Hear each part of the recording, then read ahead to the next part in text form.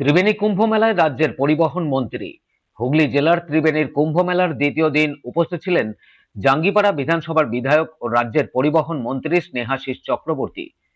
এদিন প্রথমে শিবপুর আরআর ক্যাম্পে সাধুদের আখড়ায় যান, সেখানে গিয়ে আশীর্বাদ নেন। পরে সেখান থেকে তিনি সোজা আসেন সপ্তর্ষি গঙ্গার ঘাটে। সব শেষে তিনি মূল মঞ্চে যান, সেখানে মেলা কমিটির পক্ষ থেকে সংবর্ধনা দেওয়া হয়। উৎসাহ এবং উদ্যোগে আমরা এই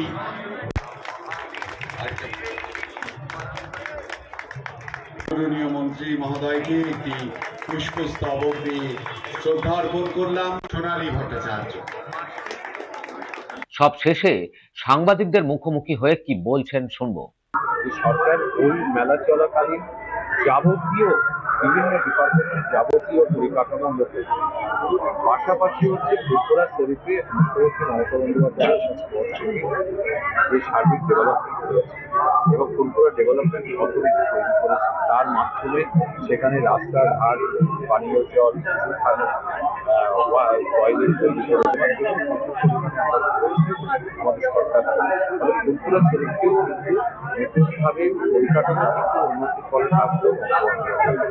ত্রিবেণী থেকে রাজেশ দেবনাথের রিপোর্ট, খবর নিউজ 6।